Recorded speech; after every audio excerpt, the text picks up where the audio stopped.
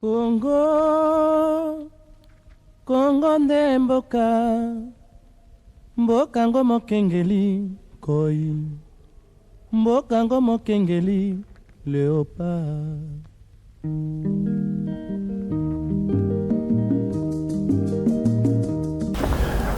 Bonjour, je fais cette vidéo comme une alarme que je sonne ou que je lance à qui veut l'entendre.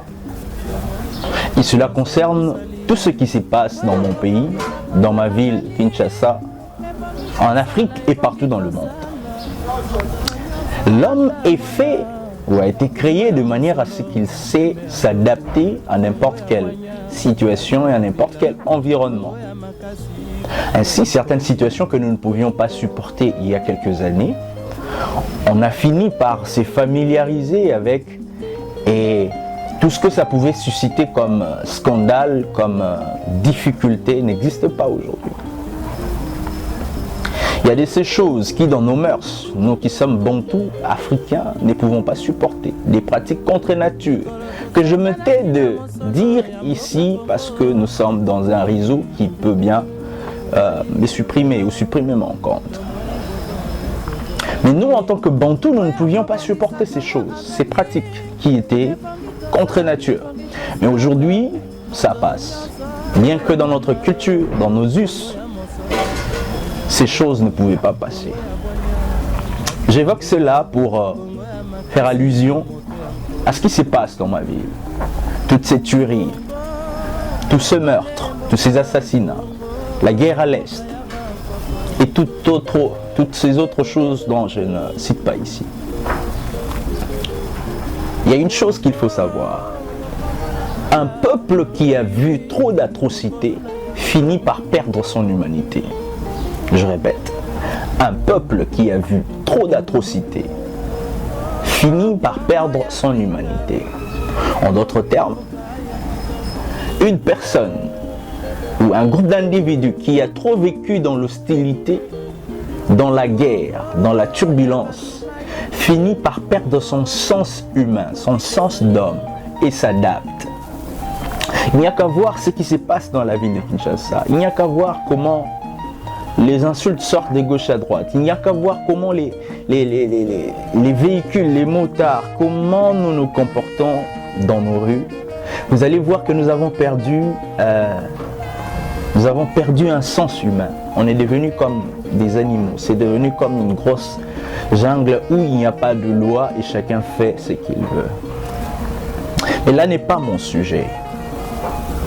Mon sujet est un son de cloche, comme je le dis, une alarme à qui voudrait bien l'entendre, face à toutes ces images d'atrocités qui circulent. Nous, bantous,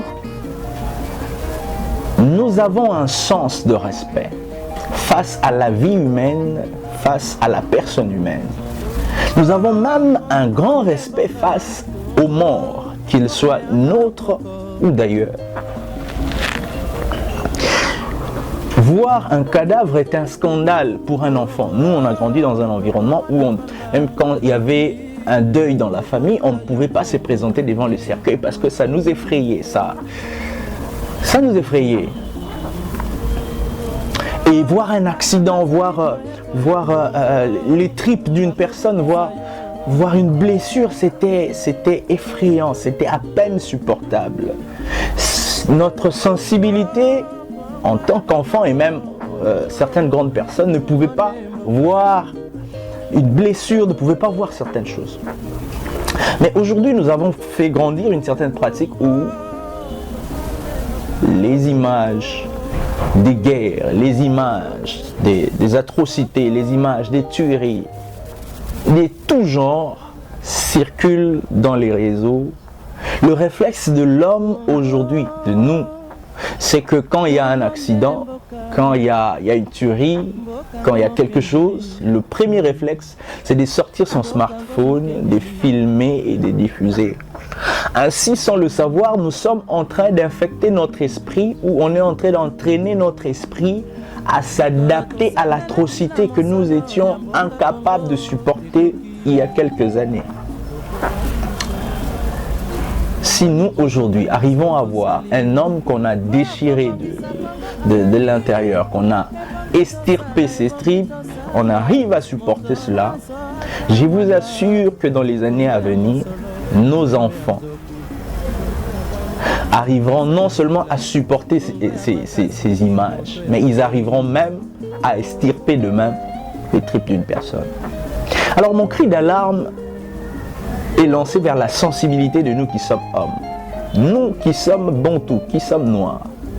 Chez nous, le respect existe. Chez nous, on nous a appris que n'importe quel papa sur la rue, n'importe quel homme âgé dans la rue, tu le considères comme un père. Chez nous, on nous a appris les respects de mort. Chez nous, on garde le sens de sensibilité.